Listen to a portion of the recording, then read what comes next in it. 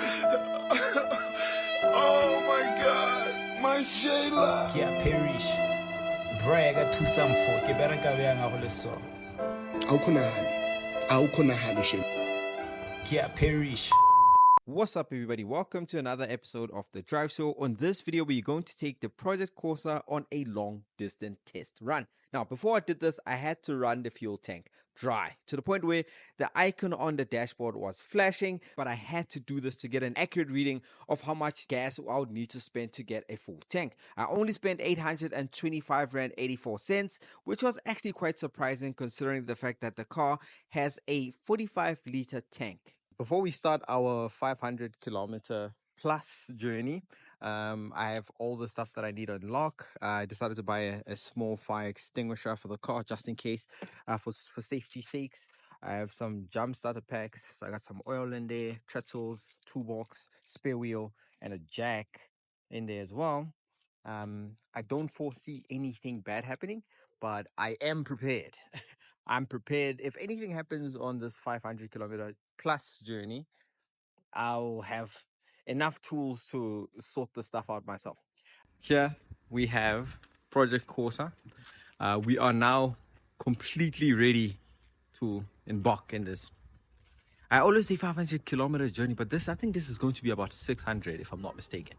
It's going to be like 600 kilometers. The first time the car is going through such a test. It's going to be hard, especially for me because it's hot and the air conditioning in this thing doesn't really work. I fixed the heater. That was a story of its own. I fixed that so when it's cold, at least the air conditioner is hot. But now it's hot, the air conditioning isn't really that cold. It does get a little bit cold, but it's not cold enough. Let me stop talking now. Let's get straight to driving. Although the car was filled to the brim, it only showed about 80% worth of gas on that cluster. But this was because my fuel gauge has a negative offset. But I'll show you guys how I fix this at the end of this video.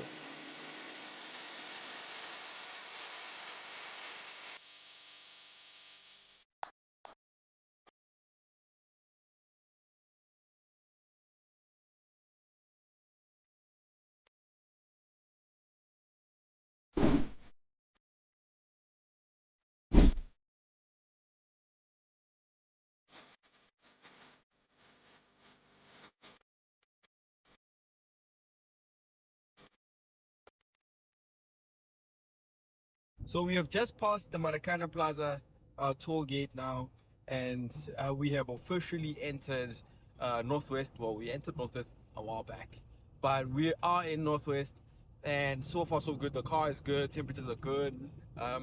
I have to check the temperatures with the scanner app as this cluster does not have a temperature gauge, but luckily the ECU knows the temperature, so I can just check it on a diagnostic tool. So that will tell me the temperatures. I've been checking, everything is good. I had to make a stop. There's an annoying sound on the left hand side of the wheel, like somewhere this side. It sounds like I'm dragging a metal rod. Can't see anything. The sound is gone, so I decided to move my snacks from here to the floor and move the stuff that's in there around as well. The sound seems to have gone, so it was actually something in the interior that was moving around.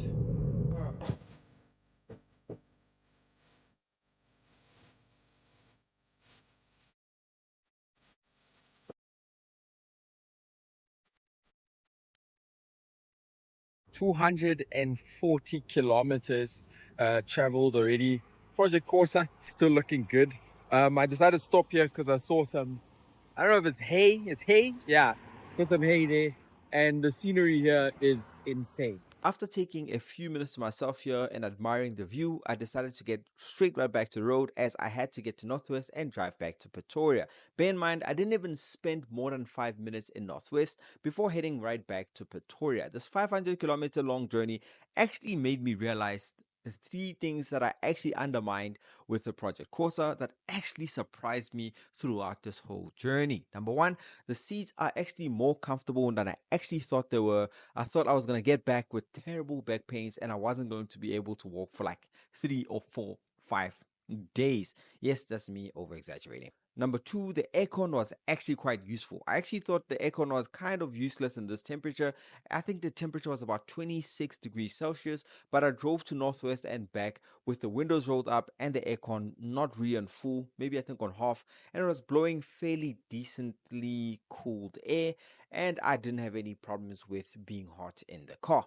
Number 3, the suspension. The suspension held on quite well. Yes, there was no potholes on the way, but I was comfortable and I wasn't jittering or shaking in the car throughout the whole trip.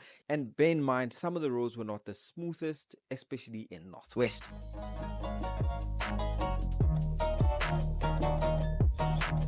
Finally arrived in Pretoria. I traveled about 562 kilometers overall, and I would assume I've used about 30 liters of the 38 liters I've poured, because when I came back I was left with 1 bar out of the 4, so I'll just divide that and just round it up a little bit, which puts my fuel consumption at about 5.34 liters per 100, which is honestly good. It's still not the 4.8 liters, if I'm not mistaken, that is claimed by Opel, but it's still good nonetheless. I don't mind 5.34 liters per 100. Now, why was the Project Corsa on a truck bed? 4 days later, after traveling back from Northwest, the car was still good and happy. I decided to go to a local flea market, parked the car there, got inside the market, came back, the car did not want to start. It was just making a click, and I assumed maybe it was because of the battery, even though the battery is new.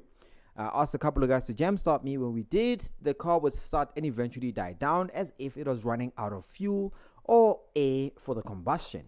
I then decided to call a tow truck because it was getting late and I had to get back to Pretoria.